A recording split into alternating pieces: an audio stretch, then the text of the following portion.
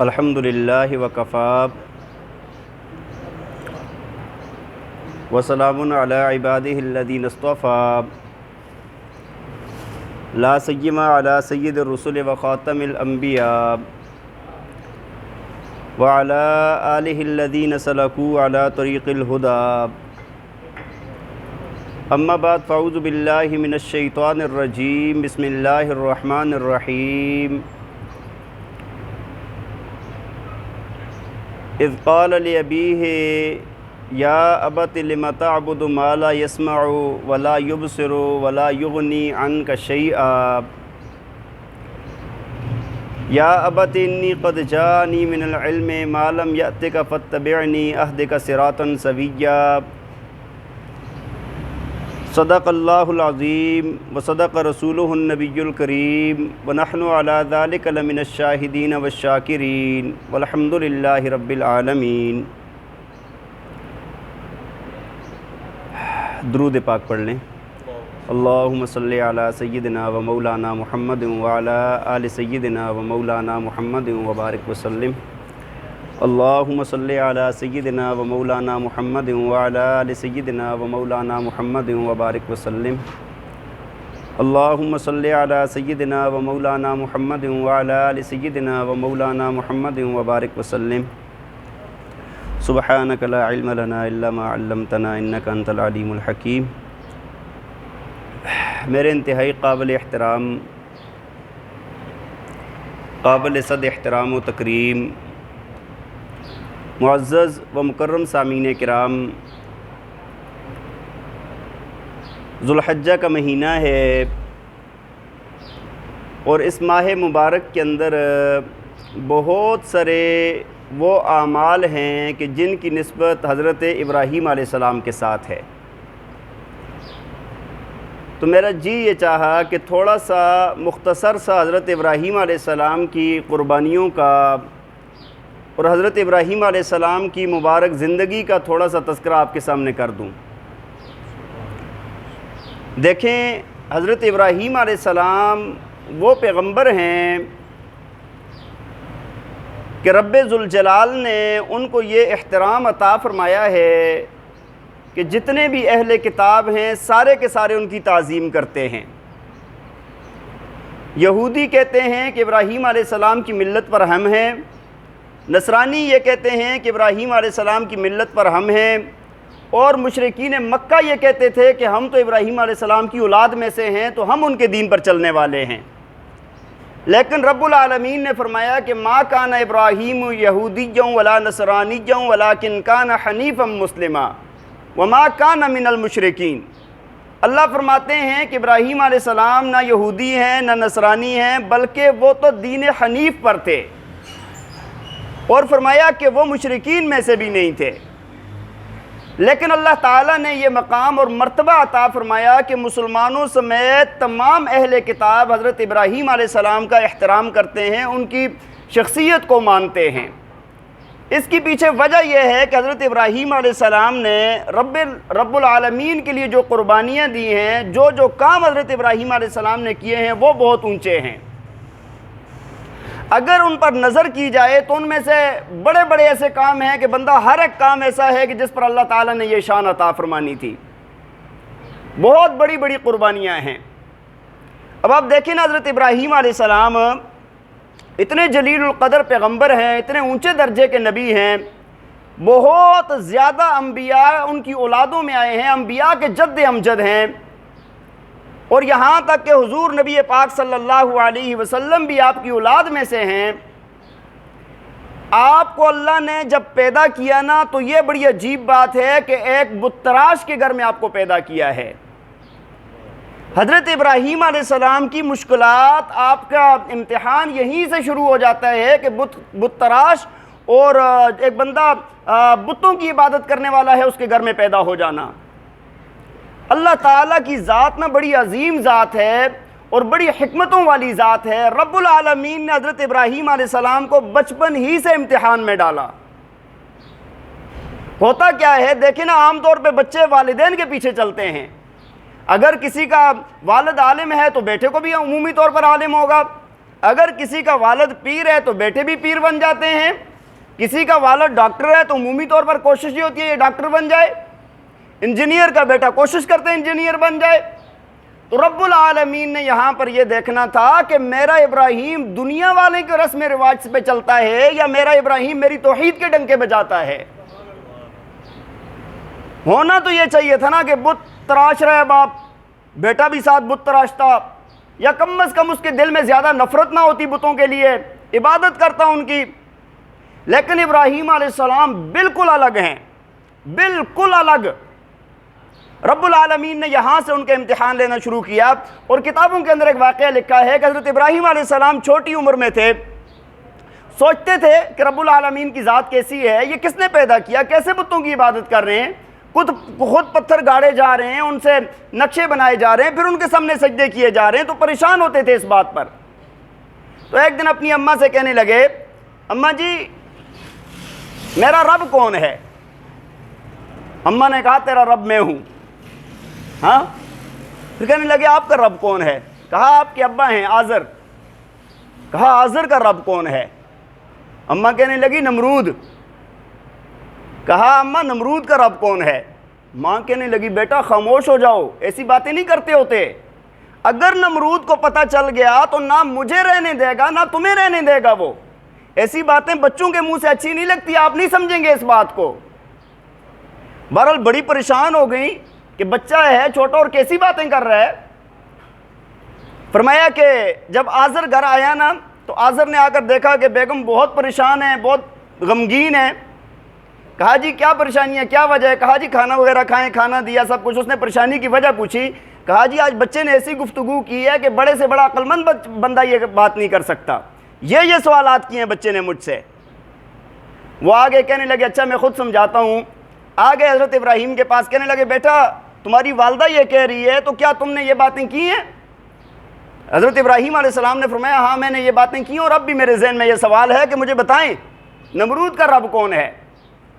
تو وہ بڑا سمجھانے کی کوشش کی، جس طرح والدین ہوتے ہیں، سمجھاتے ہیں، کوشش کرتے ہیں کہ یار ہاں کہ یہ بچہ نہ اس طرف نہ جائے، وہ روکنے کی کوشش کر رہے تھے۔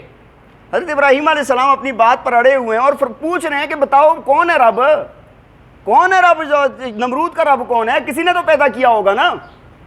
چاند سورج ستاروں کا رب کون ہے؟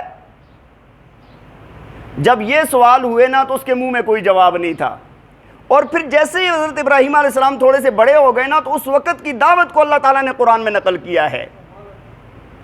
اللہ تعالیٰ نے حضرت ابراہیم علیہ السلام کو، میں نے آپ کو بتایا نا، بڑا اونچا مقام عطا فرمایا۔ اللہ تعالیٰ نے قرآن میں فرمایا وَاتَّخَذَ اللَّهُ إِبْرَاهِيمَ خَلِيلًا، فرمایا کہ اللہ نے ابراہیم کو اپنا یار بنا لیا ہے، ابراہیم کو۔ اور فرمایا ایک جگہ پر کہ انی جاعلک للناس اماما، آپ کو ہم نے لوگوں کے لیے پیشوا بنا دیا ہے۔ تمام کائنات کے لوگ ان کی کیا کرتے ہیں؟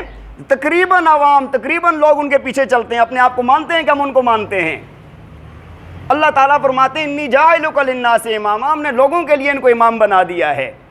تو حضرت ابراہیم علیہ السلام ایک مرتبہ، یہ بحثیں یہ باتیں چل رہی ہیں بچپن سے، ایک مرتبہ کہنے لگے قال لأبیہ، اپنے والد کو کہنے لگے یا ابت لم تعبد ما لا يسمع ولا يبصر ولا يغني عنك شيئا، ابا جی یہ جو آپ عبادت کرتے ہیں کیوں ان کی عبادت کرتے ہیں؟ ما لا يسمع، آپ کی کسی فریاد کو یہ سن نہیں سکتے بت، ولا يبصر، آپ کی حالت کو دیکھ نہیں سکتے، ولا یغنی عنک شیئا، آپ کو کسی کام میں کوئی نفع نہیں دے سکتے، کوئی فائدہ نہیں پہنچا سکتے، کیوں عبادت کرتے ہیں ان کی؟ آپ کہہ رہے ہیں نا کہ بھائی یہ ہمارے معبود ہیں، رب ہیں، تو بتائیں آپ کیوں عبادت کرتے ہیں؟ آپ کی حالت کو دیکھ سکتے ہیں؟ یہ تو اپنے ناک پر بیٹھی ہوئی مکھی کو نہیں اڑا سکتے، تو یہ کیا آپ کی حاجت پوری کریں گے؟ ہاں، اور آگے دیکھیں حضرت ابراہیم علیہ السلام کتنی محبت سے، کتنے پیار سے دعوت دے رہے ہیں۔ ساتھ آگے فرمانے لگے یا ابت انی قد جانی من العلم ما لم یأتک فاتبعنی اہدک صراطا سویا، فرمایا کہ ابا جی اللہ کی طرف سے میرے پاس ایسا علم آیا ہے جو آپ کے پاس نہیں آیا، آپ میری اتباع کریں، میں آپ کو سیدھا رستہ دکھاؤں گا۔ ہاں، حضرت ابراہیم علیہ السلام نے کیا فرمایا؟ اللہ نے مجھے ایسا علم عطا فرمایا ہے کہ جو اللہ کی طرف سے ہے میں اس پر آپ کو سیدھا رستہ دکھاؤں گا۔ آپ کو اللہ نے وہ علم نہیں دیا، مجھے اللہ نے وہ علم دیا ہے، میں اس کے ذریعے سے آپ کو سیدھا رستہ بتاؤں گا۔ اس سے ایک بات اور بھی ثابت ہوتی ہے سیدھا رستہ دکھانے والے لوگ اہل علم ہی ہوا کرتے ہیں، یہ بات یاد رکھیں۔ اللہ تعالیٰ نے قرآن پاک میں جا بجانا اسی وجہ سے فرمایا ہے فَاسْأَلُوا أَهْلَ الذِّكْرِ إِن كُنتُمْ لَا تَعْلَمُونَ، اہل علم سے، اہل ذکر سے سوال کرو اگر تم بات کو نہیں جانتے ہو۔ اس وقت کے اندر ایک بہت بڑی تباہی یہ بھی ہے کہ ہر بندہ یہ سمجھتا ہے کہ میں بہت بڑا عالم ہوں، اور علم کی اس کو ہوا تک نہیں لگی ہوتی ہے، علم تو دور کی بات ہے، علم کی ہوا تک نہیں لگی ہوتی ہے اس کو۔ آج دیکھیں نا، ہر ایک کوئی نہ کوئی اٹھ جاتا ہے، یہ پروفیسر صاحب ہیں، یہ انجینئر صاحب ہیں، ہاں جی یہ جرنل صاحب ہیں، یہ میجر صاحب ہیں، اور یہ اٹھ کے وہ دین کے اوپر ہاتھ صاف کرتے ہیں۔ چھوٹی موٹی عربی کی شد بد ہو جاتی ہے نا، جب دو چار باتیں عربی کی، ہاں بس کہتے ہیں جی ہم تو بہت بڑے عالم ہیں، اور علم کا تو پتہ تک نہیں ہوتا علم کیا چیز ہے۔ علم کے لیے تو مہارت کی ضرورت ہے۔ تو جو حقیقی علم، جو اللہ تعالیٰ کی طرف سے نازل کردہ علم ہے، وہ انسان کو سیدھا رستہ دکھاتا ہے۔ اور دوسری بات آپ کو یہ بھی عرض کر دوں میں کہ آج کل لوگ یہ کہتے ہیں کہ بڑا پڑھا لکھا بندہ ہے، اس نے کیا کیا ہے، اس نے انگلش پڑھی ہے، میتھ پڑھی ہے، فزکس پڑھی ہے، کیمسٹری پڑھی ہے۔ یہی ہوتا ہے نا بھائی، اللہ کے بندو یہ فنون ہیں، یہ دنیا کمانے کے کیا ہیں، مطلب دنیا کمانے کے فنون ہیں۔ ٹھیک ہے، پڑھا ہے، بہت اچھی بات ہے، اس سے بھی انسان کی ترقی ہوتی ہے۔ ایک بندے نے ڈاکٹری پڑھی ہے تو اس نے انسان کے بدن کا علاج سیکھا ہے کہ بھائی بدن کے اندر کیا چل رہا ہے، اس کا ایک فن ہے جس کے ذریعے سے وہ علاج کر رہا ہے، پیسے کما رہا ہے۔ ایک بندہ کوئی بھی، یہ دنیاوی جتنی بھی چیزیں ہیں یہ فنون ہیں، علم نہیں ہے۔ علم اس کو کہتے ہیں جو رب تعالیٰ کی معرفت بتائے، جو اللہ کی پہچان دکھائے، علم اس کو کہا جاتا ہے، اس کے بغیر والے کو علم نہیں کہتے۔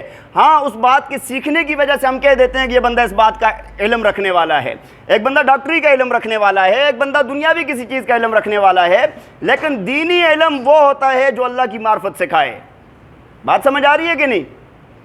تو بہرحال کہنے لگے حضرت ابراہیم علیہ السلام کہ اللہ نے مجھے وہ علم عطا فرمایا جو وحی کے ذریعے سے آتا ہے، جو رب تعالیٰ کی معرفت بتاتا ہے، وہ علم مجھے اللہ نے عطا فرمایا ہے، اور آپ کو اللہ نے وہ نہیں عطا فرمایا۔ میری بات کو مانے، اللہ آپ کو سیدھا رستہ دکھائے گا۔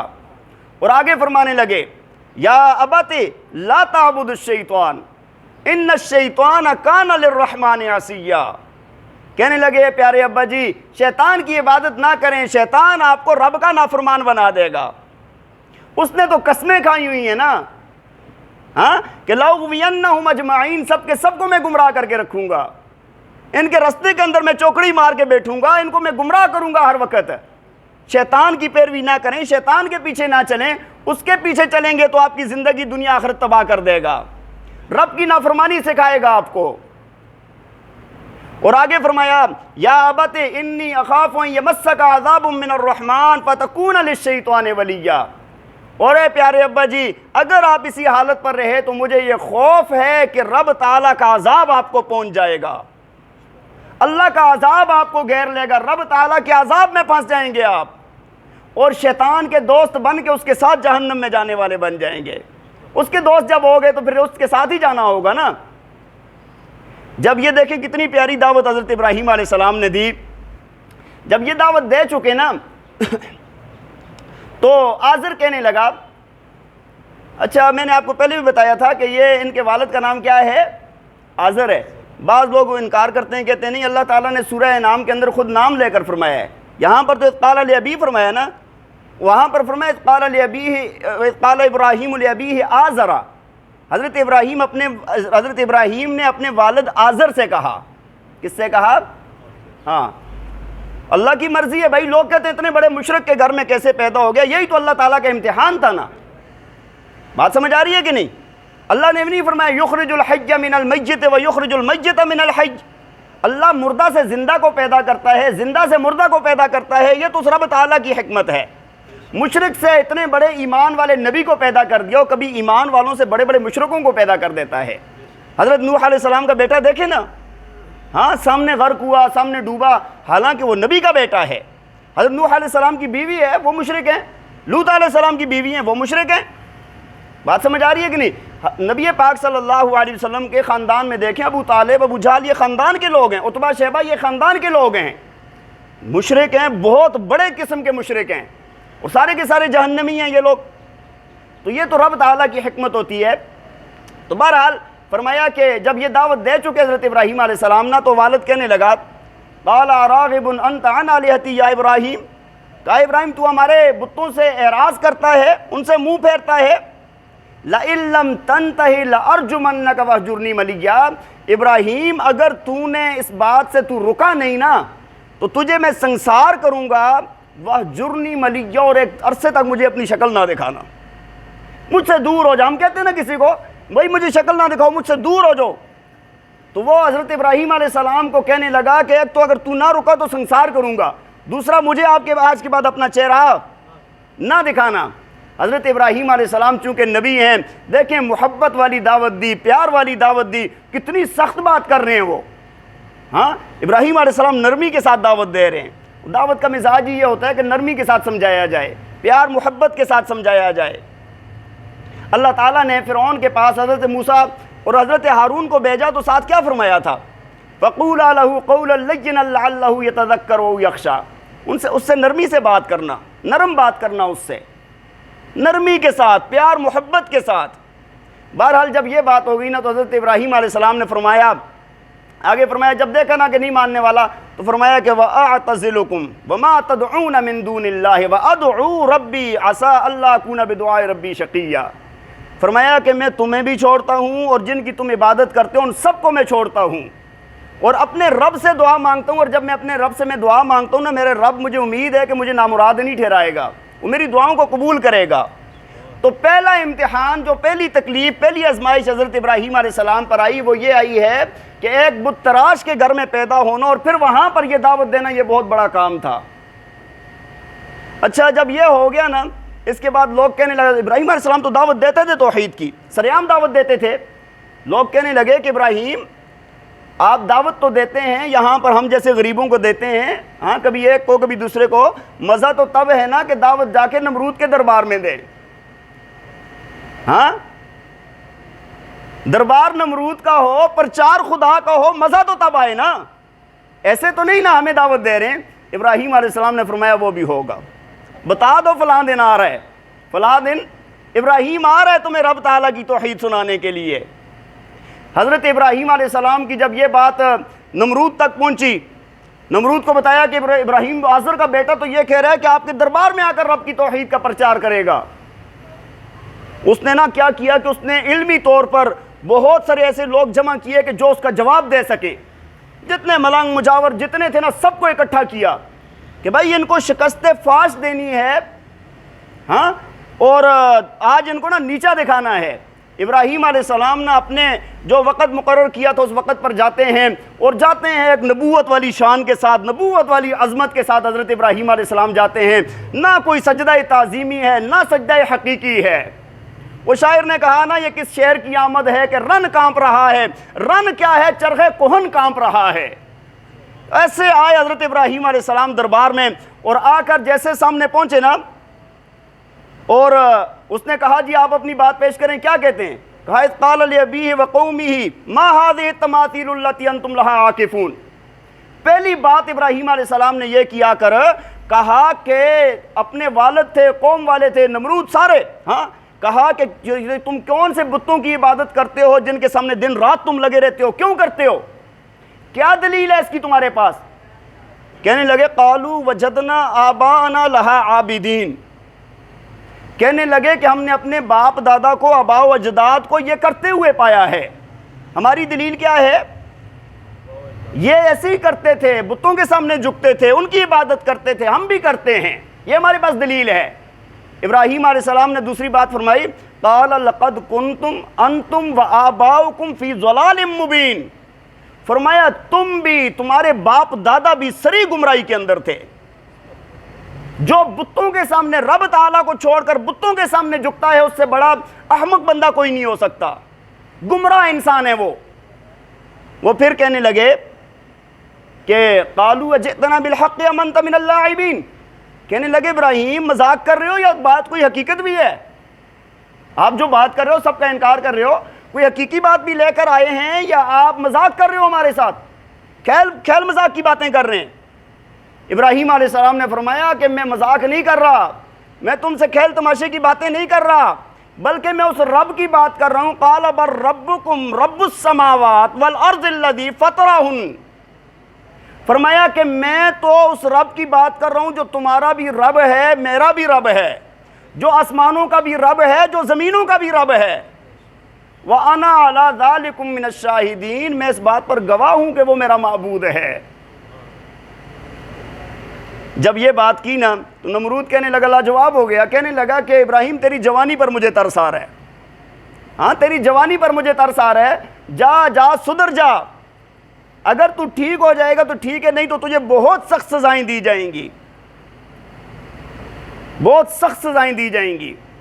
ابراہیم علیہ السلام نے فرمایا کہ دیکھا جائے گا، اور ساتھ فرماتے ہیں تاللہ لاکیدن اصنامکم بعد ان تولوا مدبرین، کہا مجھے رب تعالیٰ کی قسم ہے میں تمہارے بتوں کے خلاف میں جب تم نہیں ہوگے نا میں کوئی تدبیر کروں گا، ان کے خلاف میں کوئی کام کروں گا ضرور۔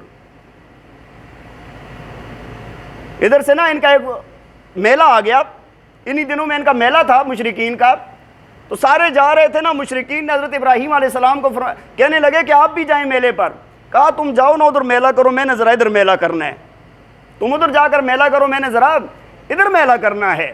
وہ سارے کے سارے چلے گئے، سمجھ نہ آئی پتہ نہیں کیا کہتا ہے ابراہیم، یہ کون سے میلے کی بات کر رہا ہے، ہاں جی۔ اچھا جب وہ گئے ادھر نا تو حضرت ابراہیم علیہ السلام ڈائریکٹ ان کے امام باڑے کے اندر آئے، رب باڑہ جو ان کا تھا نا، رب باڑہ، وہ رب ہی رب یار، ایک رب تو نہیں نا، رب باڑہ ہی کہیں گے اس کو، ہاں کہ بھائی ایک ادھر پیتل کا رب، لوہے کا رب، تانبے کا رب، لکڑی کا رب، پتھر کا رب، مٹی کا رب، ہاں مختلف رب، چھوٹا رب، بڑا رب، ہاں رب ہی رب، دیوار کے ساتھ ٹانگا ہوا رب، نیچے رکھا ہوا رب، پلر کے ساتھ رب، ہر جگہ پر رب ہی رب نظر آ رہے ہیں۔ ابراہیم علیہ السلام جب گئے نا تو کھڑے ہو کر دیکھنے لگے، یار رب ہی رب ہیں، کدھر سے شروع کروں؟ تو حضرت ابراہیم علیہ السلام اپنے ساتھ ایک کلاڑا لے گئے بہت بڑا، ہاں جا کر شروع سے شروع کیا نا، کسی کی گردن توڑی، کسی کا ناک کاٹا، کسی کی آنکھ پھوڑی، کسی کی ٹانگ کاٹی، کسی کا بازو کاٹا، سارے کے سارے ربوں کو زمین پر بچھا دیا، اور ایک بڑا بت تھا اس کے کندھے پر کلاڑا رکھ دیا، ہاں جی، اور واپس آ گئے۔ جب واپس آئے نا تو سارے نمرود نے کہا کہ بھائی جب میلے سے واپس آئیں گے نا تو سارے جا کر ربوں کو سلامی کر کے جانا، آتے تھے عبادت کے لیے، ان کے سامنے سلامیاں کرتے تھے۔ جیسے مشرکین اندر داخل ہوئے دیکھا سارے رب ہی سلامی پڑے ہوئے ہیں۔ بھائی رب ہوتا ہے وہ ہوتا ہے جو سب کی حفاظت کرتا ہے۔ قل هو اللہ احد اللہ الصمد لم یلد ولم یولد ولم یکن لہ کفوا احد لا تأخذہ سنۃ ولا نوم، وہ حی القیوم ہے، رب اس کو کہتے ہیں۔ یہ کیسا رب ہے کہ جس کو اپنی حفاظت کا نہیں پتا؟ تو جیسے وہ آئے نا تو نمرود کو بڑا غصہ آیا اور بڑے غصے سے کہنے لگا من فعل هذا بآلہتنا انہ لمن الظالمین، کوئی بہت بڑا ظالم ہمارے ربوں کے ساتھ یہ کر گیا، کون ہے یہ بندہ؟ لوگوں نے ڈرتے ہوئے کہا کہ نمرود غصے میں ہے، ہاں کہا جی قالوا سمعنا فتى یذکرہم یقال لہ ابراہیم، کہا ہم نے ادھر ایک ہے نا نوجوان ابراہیم، ہم نے اس کا سنا ہے وہ ان کا تذکرہ کرتا رہتا ہے، یہ اسی کا کام نظر آ رہا ہے، یہ اسی کا کام نظر آ رہا ہے۔ تو کہنے لگا قالوا فأتوا به على أعین الناس لعلهم یشهدون، کہا لے آؤ نا سب کے سامنے پھر ذرا دیکھیں، ہم لے آؤ نا سب کے سامنے ہم دیکھیں ذرا۔ حضرت ابراہیم علیہ السلام کو لایا گیا۔ حضرت ابراہیم علیہ السلام جب دربار میں پہنچتے ہیں پوچھنے لگے قالوا أأنت فعلت هذا بآلهتنا یا ابراہیم، ابراہیم تو نے کیا ہمارے معبودوں کے ساتھ، تو نے کیا ہمارے معبودوں کے ساتھ؟ ابراہیم علیہ السلام نے بڑا پیارا جواب دیا۔ ابراہیم علیہ السلام نے فرمایا کلاڑا کس کے پاس ہے، کلاڑا کس کے پاس ہے، ہتھیار کس کے پاس ہے؟ تمہارے بڑے بت کے کندھے پر رکھا ہوا ہے۔ فرمایا قال بل فعلہ کبیرہم ھذا فسألوہم ان کانوا ینطقون، دو باتیں فرمایا ایک تو تمہارے بڑے نے کیا، کلاڑا اس کے پاس ہے دیکھ لو، ہتھیار اس کے پاس ہے، اور دوسرا یہ ہے کہ پوچھ لو نا اگر یہ باتیں کرتے ہیں تو تمہارے معبود ہیں، ان کو بتانا چاہیے نا ہمارے ساتھ یہ حال کس نے کیا ہے۔ چلو اور تو مر چکے ہیں، یہ تو ایک زندہ کھڑا ہے نا سامنے تمہارے لیے، اس کے سر پاؤں تو سلامت ہے نا، اس سے پوچھ لو کہ کس نے کیا ہے۔ اللہ تعالیٰ فرماتے ہیں، فرمایا کہ فرجعوا الی انفسہم وقالوا انکم انتم الظالمون، ہاں جھک گئے، اپنے اندر دیکھا، غور کیا، یار کہنے لگے بڑے ظالم ہوا، ہاں ظالم تم ہی ہو، کہنے لگا اپنے آپ کو مخاطب کر کے بھائی ظلم ہم نے کیا، یہ کدھر بول سکتے ہیں۔ ثم نکسوا علی رؤوسہم، ہاں پھر سر اٹھا کر سر جھکایا ہوا تھا، کہتے ہیں آپ یہ آپ کو پتہ نہیں ہے لقد علمت ما هؤلاء ينطقون، ابراہیم آپ کو پتہ نہیں ہے یہ بولتے نہیں ہیں، ابراہیم آپ کو پتہ نہیں ہے یہ بولتے نہیں ہیں، یہ سارے باتیں نہیں کرتے، ابراہیم علیہ السلام نے فرمایا پھر نہیں بولتے تو پھر مجھے بتاؤ نا، میرا رب تو بولتا ہے نا، پھر ان کی عبادت کیوں کرتے ہو؟ میرے رب کی طرف سے آ جاؤ نا، میرے رب کی طرف آ جاؤ، وہ بولتا بھی ہے، بتاتا بھی ہے، سب کچھ کرتا ہے، وہ مالک ہے، خالق ہے، اس کی طرف کیوں نہیں آتے؟ پھر آگے بڑے عجیب انداز میں فرمایا قال فتعبدون ما لا ينفعكم شيئا ولا يضركم، فرمایا کہ کیا تم ان بتوں کی عبادت کرتے ہو نہ تمہیں نفع دے سکتے ہیں نہ نقصان دے سکتے ہیں؟ اف لکم ولما تعبدون من دون اللہ افلا تعقلون، فرمایا تف ہے تمہاری زندگی پر، ہم کہتے ہیں نا، ہم کہتے ہیں تف ہے تمہارے اوپر، ایسے ہی فرمایا ابراہیم، اف لکم ولما تعبدون، تمہارے لیے بھی اور تمہارے معبودوں کے لیے بھی، اللہ کے سوا جن کی عبادت کرتے ہو ان سب کے لیے، افلا تعقلون، عقل نہیں ہے تم میں؟ جب یہ ساری بات ہو گئی نا تو اب ظاہر سی بات ہے بت سارے پڑے ہیں، ابراہیم علیہ السلام کا دلیل سے کوئی جواب نہیں ہے، ہاں ان کی دلیل سے کوئی جواب نہیں ہے، تو اب جا کر کہنے لگے، نمرود نے حکم دیا قالوا حرقوه وانصروا آلهتكم ان كنتم فاعلین، کہنے لگے کہ اپنے آگ جلاؤ اور اس کو آگ میں جلا دو، اپنے بتوں کی مدد کرو، اپنے معبودوں کی کیا کرو؟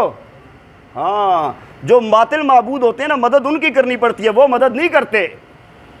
جب یہ سارا معاملہ ہوا، آگ جلائی گئی، حضرت ابراہیم علیہ السلام کو باندھا ہوا، پکڑا ہوا، ہاں جیل خانے کے اندر، قید خانے کے اندر، ہاں حضرت ابراہیم علیہ السلام کو دیکھیں، ایک بندہ واحد انسان ہے اور اتنی دنیا ان کے خلاف کھڑی ہے، اور سب نے لکڑیاں جمع کی، آگ جلائی گئی، اور آگ ایسی کہ آسمان سے اس کے شعلے باتیں کرتے ہیں۔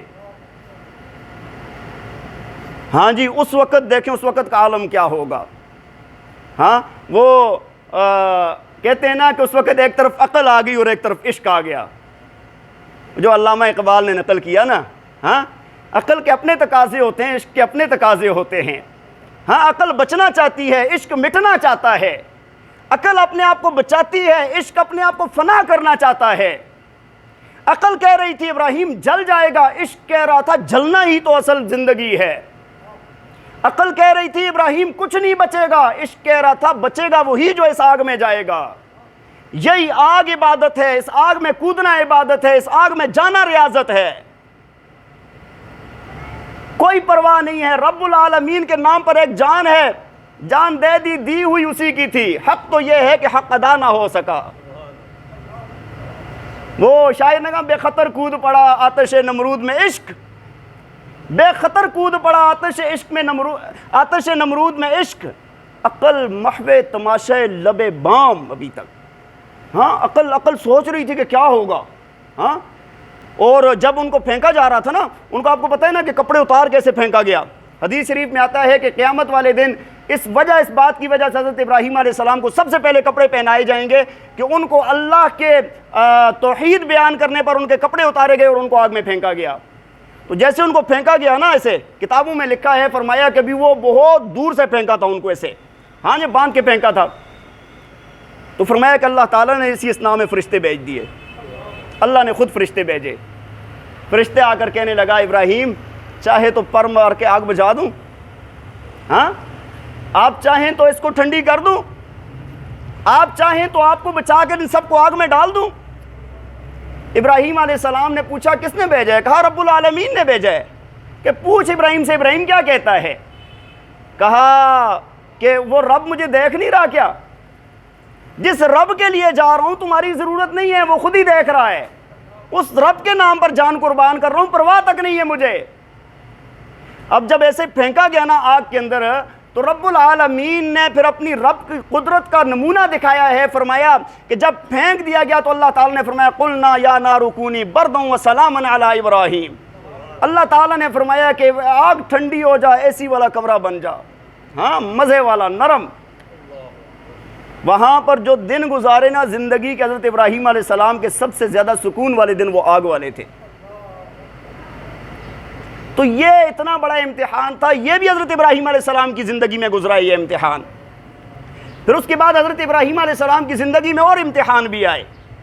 ہاں جی ایک تو یہ ہے کہ اللہ تعالیٰ نے جب بیٹا عطا فرمایا، ہاں بیٹا پہلے تو بیٹا ہی نہیں تھا نا، اولاد ہی نہیں تھی، بڑھاپے میں پہنچ کے اولاد نہیں تھی، جب بیٹا عطا فرمایا تو ساتھ کیا فرمایا؟ ہاں پہلے فرمایا کہ بھائی آپ نے یہ کرنا ہے کہ بچہ جب تھوڑا سا بڑا ہوا آپ نے اس کو ایسی جگہ پر چھوڑنا ہے جہاں پر کوئی کھانے پینے زندگی کے کوئی آثار نہ ہوں. بواد غیر ذی زرع، ایسی وادی کے اندر جہاں پر زندگی کے کوئی آثار نہ ہو، جس کے اندر کھیتی باڑی نہ ہوتی ہو. حضرت ابراہیم علیہ السلام بی بی ہاجرہ کو حضرت اسماعیل علیہ السلام کو لے کر نکلتے ہیں. رب تعالیٰ سے پوچھتے ہیں کہاں جانا ہے؟ وہ اللہ تعالیٰ نے فرمایا جاؤ جدھر میں کہوں گا تو رک جانا. اونٹ پر بٹھا کے لے گئے، ایک ایسی وادی میں پہنچتے ہیں کہ جہاں پر نہ کوئی درخت، نہ کوئی سبزہ، نہ کوئی اور چیز، نہ زندگی کے کوئی آثار، نہ کوئی گھر، ریگستان ہے، پتھر ہیں، خشک جگہ ہے، اور میلوں دور تک پانی، کوئی چیز زندگی کے آثار معلوم نہیں. اللہ تعالیٰ نے فرمایا یہاں پر چھوڑ کے لوٹ جاؤ. حضرت ابراہیم علیہ السلام جب وہاں پر چھوڑ کے لوٹنے لگے نا تو بی بی ہاجرہ نے نا ہاتھ پکڑا کہ کدھر چھوڑ کے جا رہے ہیں، کس کے حوالے کر کے جا رہے ہیں؟ ابراہیم علیہ السلام نے فرمایا کہ رب تعالیٰ کا یہی حکم ہے. انہوں نے فوراً ہاتھ چھوڑ دیا. کہا ابراہیم جو آپ کو آتش نمرود کے اندر بچا سکتے ہیں نا، وہ ہمیں یہاں پر بھی زندگی دے گا. اچھا دیکھیں نا، اولاد ہوتی ہے اور یہ بہت بڑی ایک فکر ہوتی ہے انسان کو.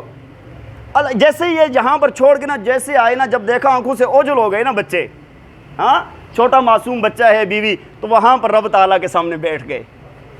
رب تعالیٰ کے سامنے اپنی عاجزی پیش کرنے لگے، کہنے لگے ربنا انی اسکنت من ذریتی بواد غیر ذی زرع عند بیتک المحرم.